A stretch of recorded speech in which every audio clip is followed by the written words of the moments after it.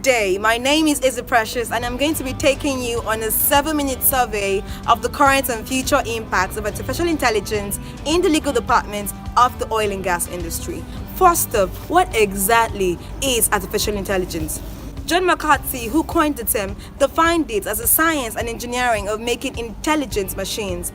Black Law's Dictionary also defines it as software which enables computers and robots to work better than humans. What then is the current impact of AI in the industry? It seems that the AI atmosphere in the industry is one of a consideration of options and mere readiness to adopt AI. A survey and a background search into the websites of major oil and gas firms show that none of them is utilizing AI, or at least none of them has publicly announced that it is.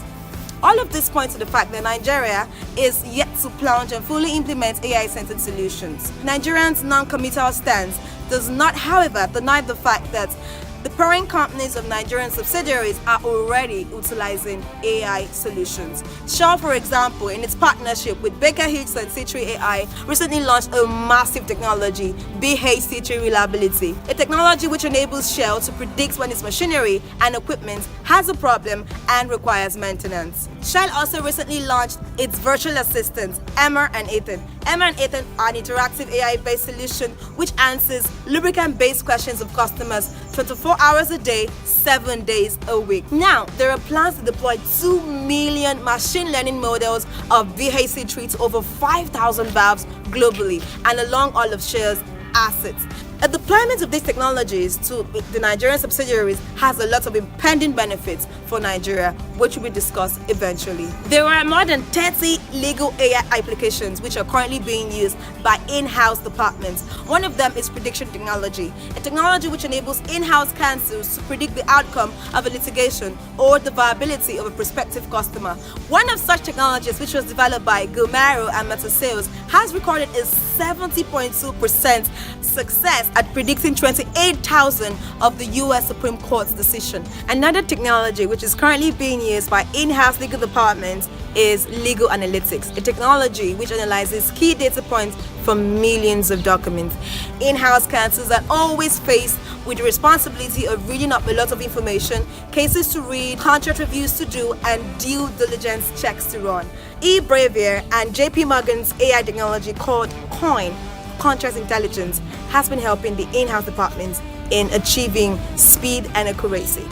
eBravier and COIN helps in-house lawyers by analyzing key data points, confirming facts and figures, and making the contract analysis procedure more accurate and speedy. Deloitte in its 2018 Insight Report reported an 82% return on investment by AI investors.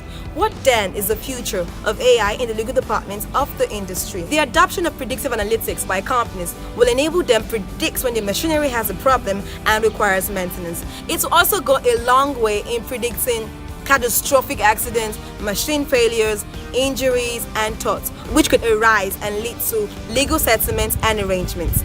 In-house lawyers would thus be relieved of the burden and stress of negotiating settlements and entering into compensation packages for those who have been injured. Another major discussion in the AI space talks about the development of technologies which will help companies to decide where to drill for oil and where not to drill for oil, and where they can drill for oil and make the most returns. Another key discussion in the industry talks about the development of robots for deep water exploration. ExxonMobil and Massachusetts Institute of Technology recently entered an agreement to establish and develop robots for deepwater exploration. Total Oil and Google Cloud also recently entered such agreements. Now, the impact of these technologies for the legal department is twofold. First off, it is going to ensure that companies will have little or no marginal oil fields. Marginal fields are fields which, for technical reasons or other reasons, are left abandoned, and there is a statutory requirement and obligation on companies to enter into farm-out agreements to release these marginal oil fields to other people. So with this technology in place, which will help companies to maximize production, lawyers and in-house lawyers will no longer have the need to draft and implement farm-out agreements. Also, taking the petroleum industry bill into consideration, which anticipates an increase in the royalty rates of deepwater exploration and inland basin exploration. The robots will help companies to maximize productivity and reduce costs, and thus they may be able to pay the royalty and other taxes without so much difficulty. Amidst the alluring opportunities which AI offers, there are concerns. One of them is the fact that to utilize AI systems, it is necessary to consolidate big data, which form the basis for AI's operation. Many companies in the oil and gas industry have upstream, midstream, and downstream subsidiaries, and consolidating big data along these streams may be difficult, taking Nigeria's technical competence issues and other factors into consideration. Another issue is the apprehension that many jobs may be lost, as well as the manipulation of big data by hackers who could flood the system with fictitious information.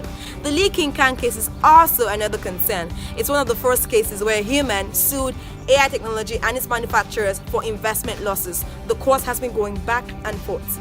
Cases like this raises the question of who takes liability in the event that AI goes haywire or becomes corrupted. So what then do we do about these concerns? I'm recommending that in order to maximize AI in Nigeria, it is necessary to organize and establish a comprehensive legal framework and a body of legislations which will delineate exactly what to do, the remedies and the liabilities in the event that AI goes haywire. It is also necessary to impute a human interface at the different levels or at the last stage of AI's operation to inspect what exactly AI is doing. It is also necessary that we invest in AI for repetitive tasks such that AI complements workers and does not substitute them. If all of these concerns are tackled, the use of AI in the legal departments of the industry is going to be the beginning of a bubble which may not be forgotten easily in history. Thank you for listening.